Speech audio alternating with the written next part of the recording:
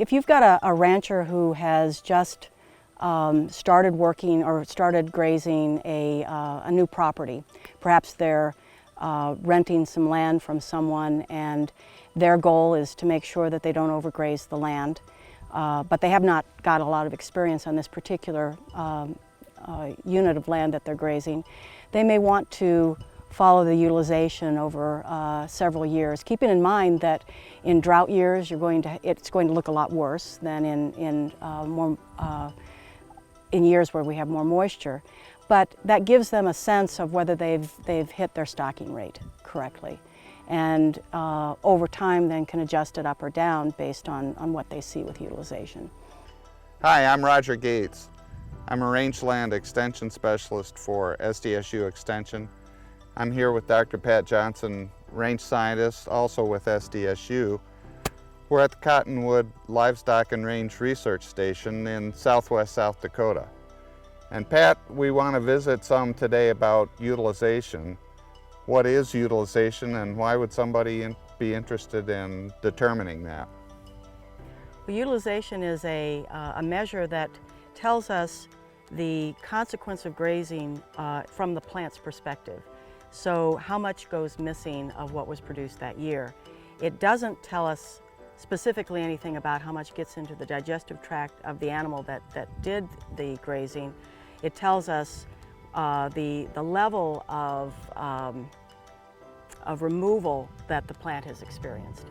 And we do this because we are interested in finding out consequences of grazing on our plants and our plant communities. And we know that if we heavily graze plant communities, that we will start seeing shifts in the species composition. We may see differences in the amount that's produced. And so that has a big impact on long-term grazing for that particular plant community. So we typically will look at utilization as the percent of what was produced in that year. So it's the total production, percent of that gets removed by any sort of grazing animal. And we estimate that a number of ways, and one of them is going to be using caged plots. So one of the characteristics of range vegetation is that it's growing during the growing season, and we're looking at the fraction that goes missing. Right. How do you account for the growth in that calculation? That's a really good question, and there are really two really difficult parts when we think about utilization. One is that if we were to go out in the spring and clip the vegetation and say, okay, we have this much here, we come back at the end of the summer and clip again, and if the area had been grazed, we may end up with more at the end than we had at the beginning because growth had occurred. That's one problem. The other problem is that we're trying to measure something that's not there anymore. So we're measuring something that's gone.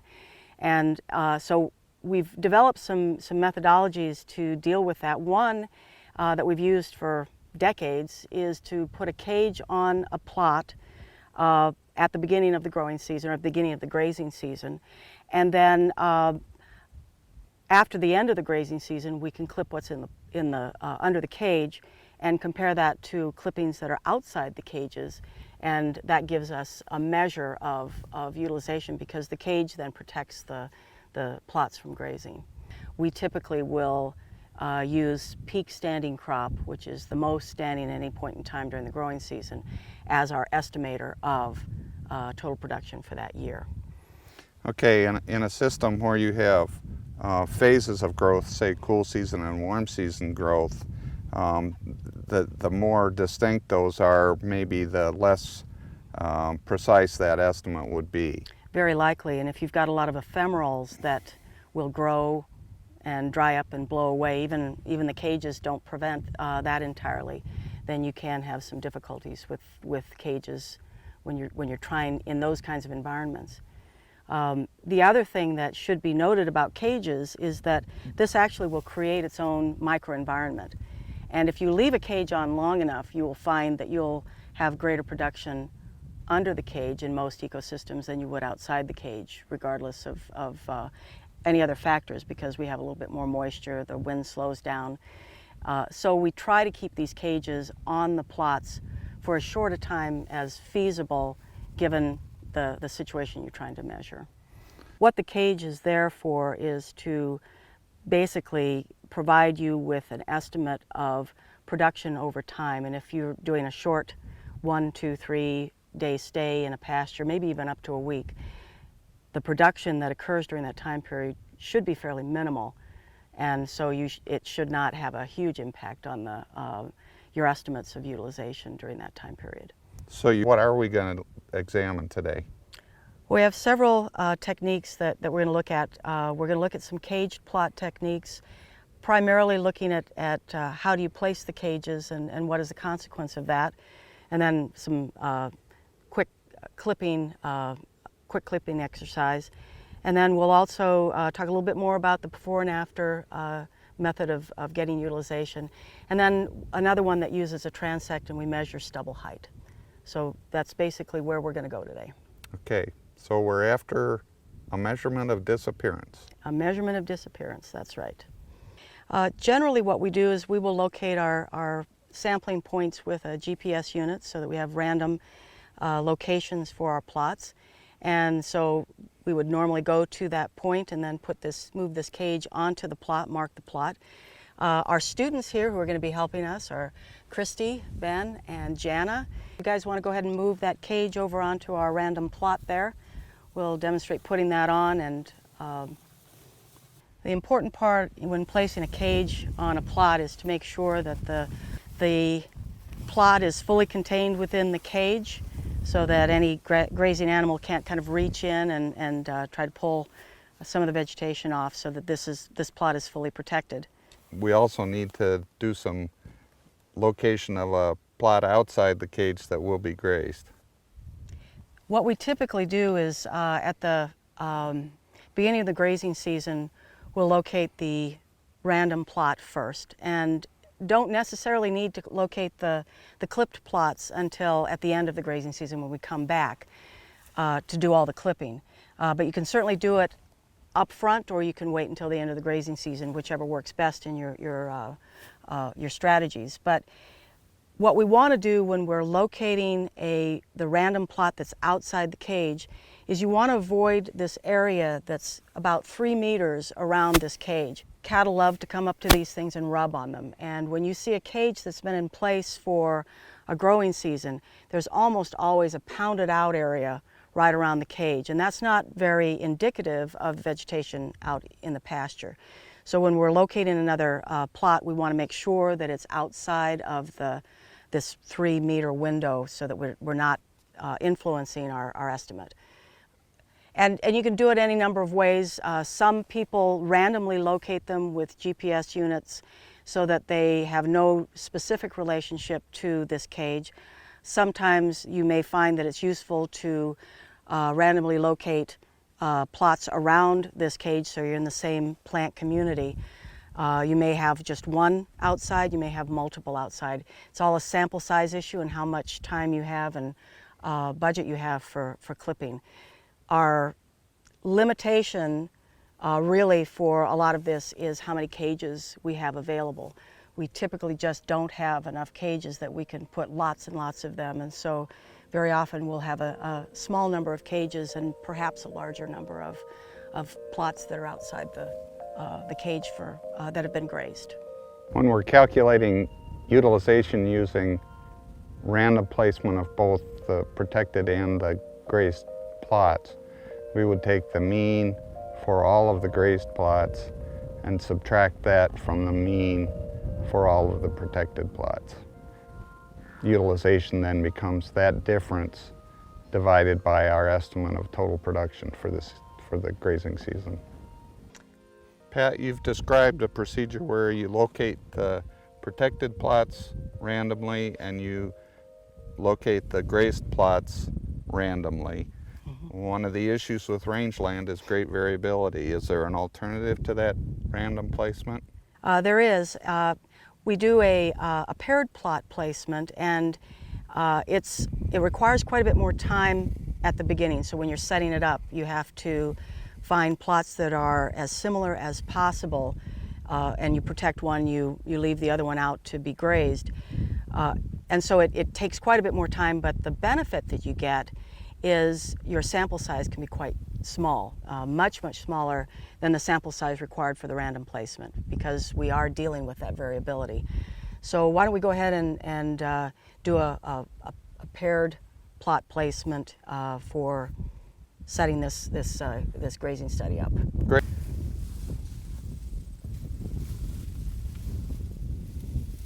All right. The strategy that we use when we do this is you come over and you look at this plot and you mentally note what's in it. So we have some western wheatgrass, we've got a little bit of shortgrass. What you're going to do is you're going to try to find another plot in this general area, keeping at least 3 meters away from this one, that looks very similar, has similar species composition, similar biomass, vegetation height, and so forth.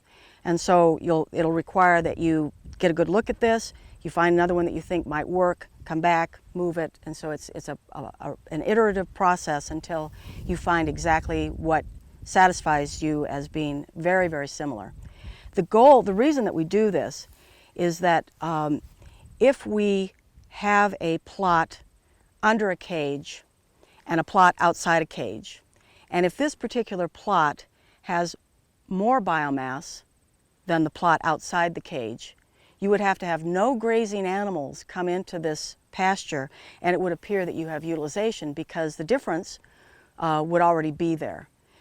The opposite could occur where you have more biomass in the plot outside the cage than you have under the cage, and you may not be able to detect utilization because the animals have to graze down to the level of this and then farther in order for you to have a difference.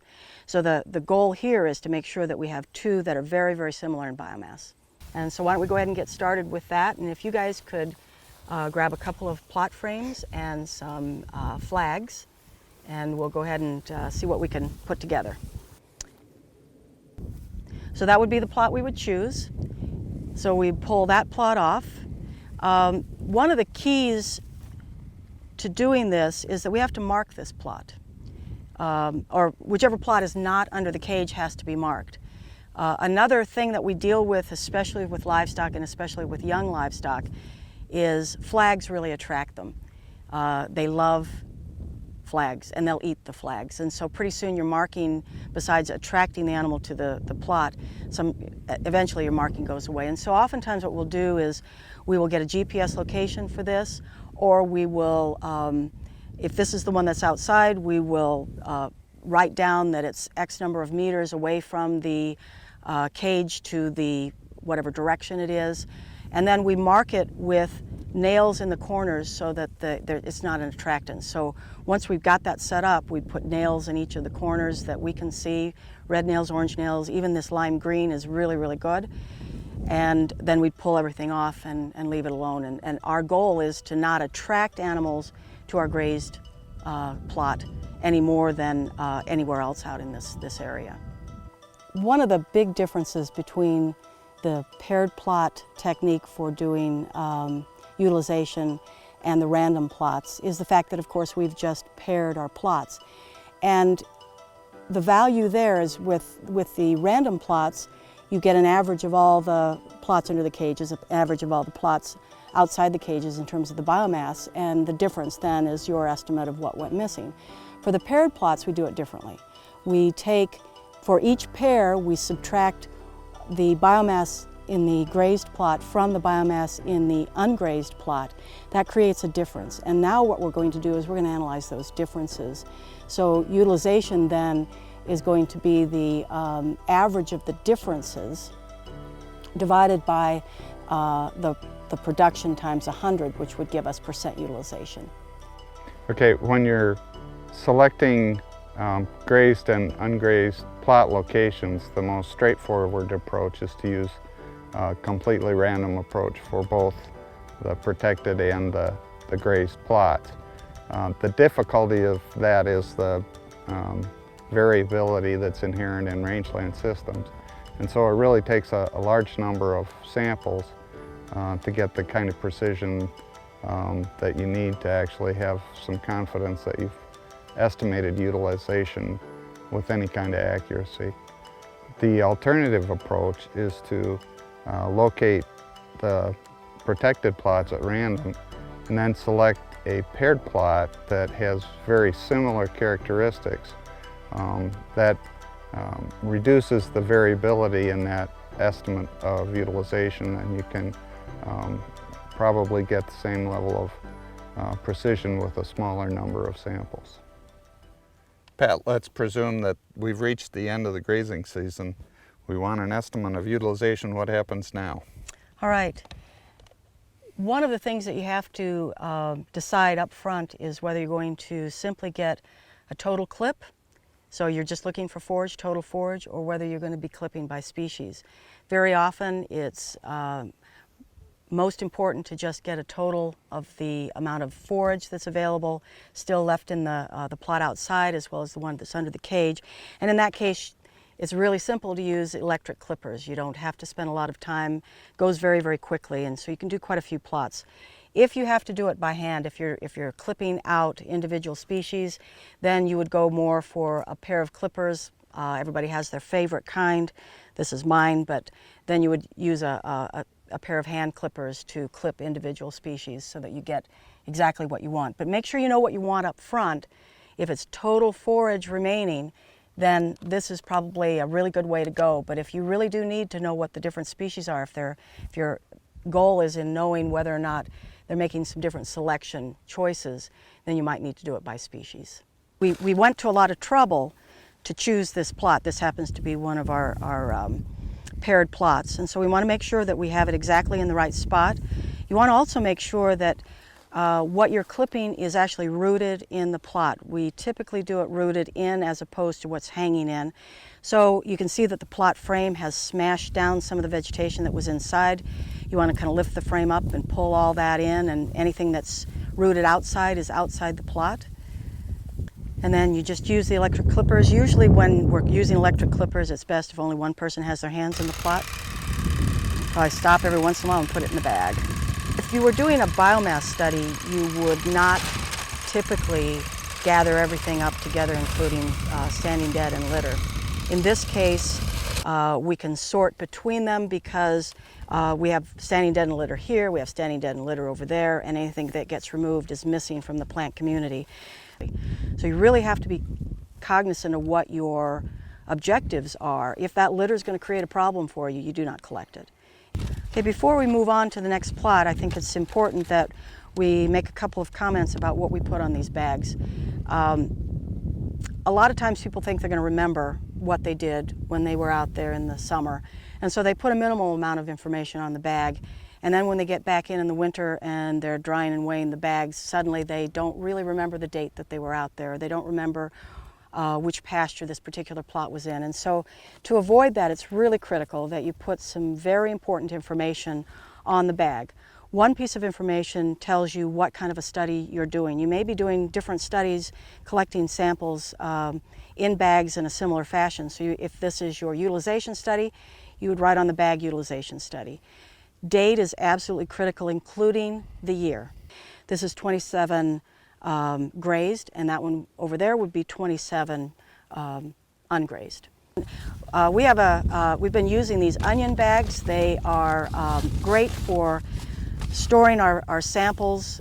They provide good aeration, so we don't have samples that are rotting. So we tip the cage over.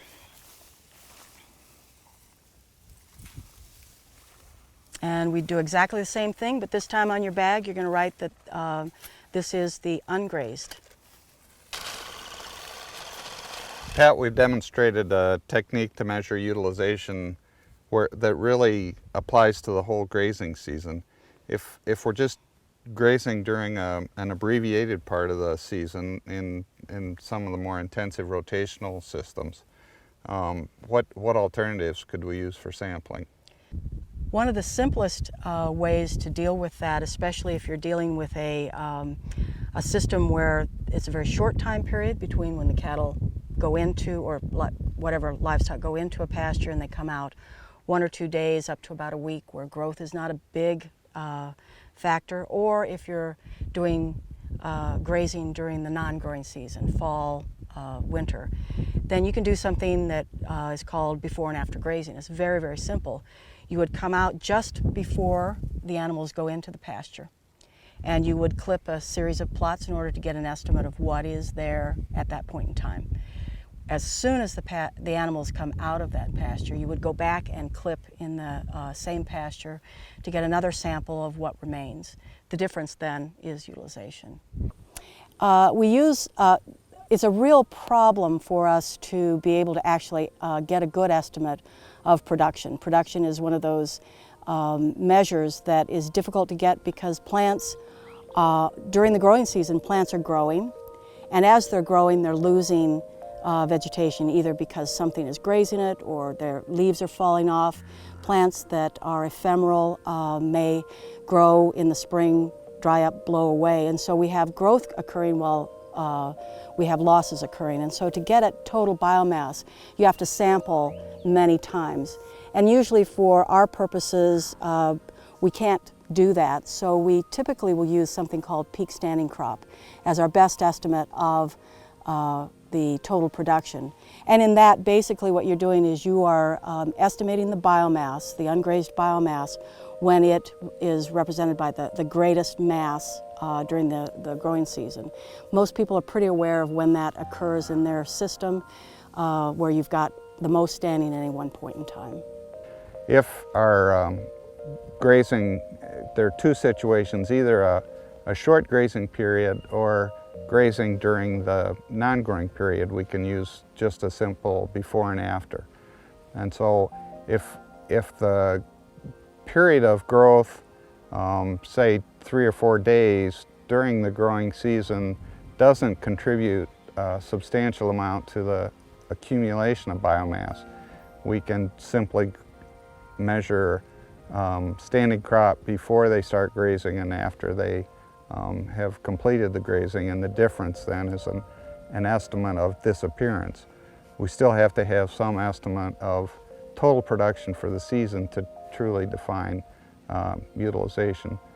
The other case where we might use that before and after approach is during a period of time when we're confident that there's no additional growth contribution to the biomass. So even late in the season, if all of the plants have completed their growth cycle, or during the fall or winter when we know there's no additional growth contributing to what's available.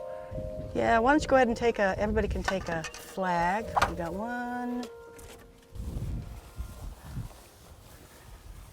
Pat, we've discussed using plot sampling to estimate utilization.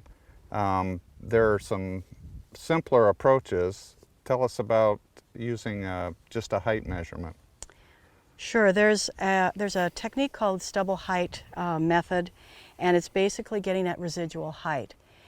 It is a measure of the residual, or what's left after the animals have left a grazing area, and you follow it over a series of years to see if you have greater taller residual, shorter residual over time, and then you can also look at the changes in the vegetation and associate that with your residual height measurement. In this method, what we do is we follow transects, so each person will follow their own transect. They take a specified number of steps, very simple, every time you put your right foot down is certainly fine, and you find the closest plant of the species of interest to your foot and you measure its height. And if it's a grazed plant, you'll measure to basically the grazed portion of that plant. If it's an ungrazed plant, then you'll measure to the top of the plant.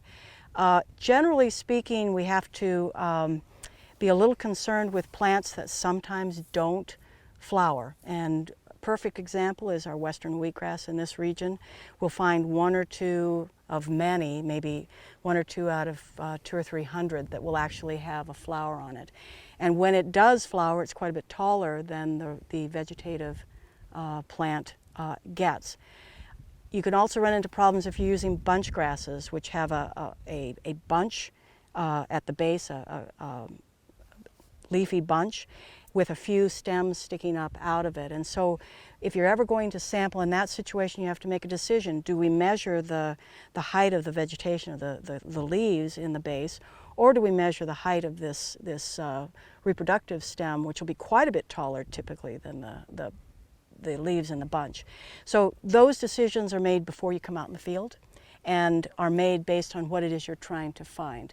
In this system, we would probably be most interested in looking at our western wheatgrass plants. And at the end of the growing season, we'll have some that will have the seed heads on them, but not very many. And then we'll have quite a few that never did grow up to become reproductive, but they will have elongated their stems. And so we can focus on one species, you can focus on, you can do all the species. In this case, we're just going to focus on the western wheatgrass. So go ahead and get at the start of your transects, and every time you put your right foot down, find the closest western wheatgrass. And then, let me borrow your meter stick here.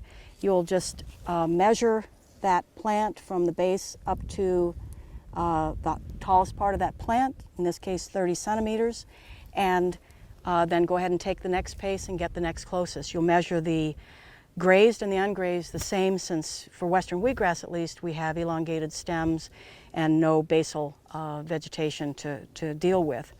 So why don't each of you take a transect and get started.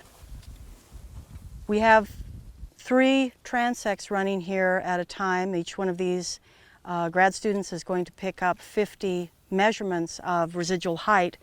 And so what we'll do at the end is then average the residual height measurements for each transect. And so if we just do these 3 transects, we would end up with 3 estimates of residual height for this pasture for this year.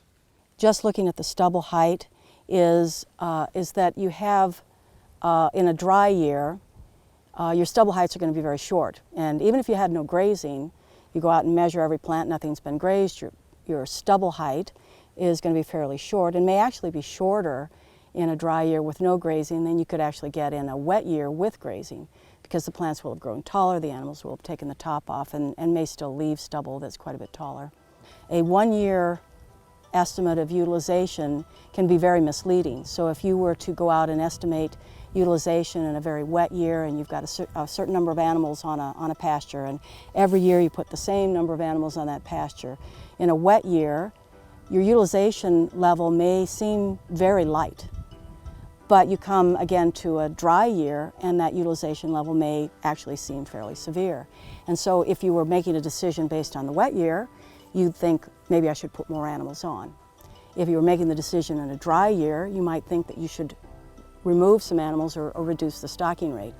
And neither one may be the right answer. So you need to look at it over time and evaluate it to determine whether over time it's appropriate. And of course then you'd want to be monitoring other aspects of your vegetation to see if that level of stocking is having a positive or negative effect on the plant community that you're trying to manage.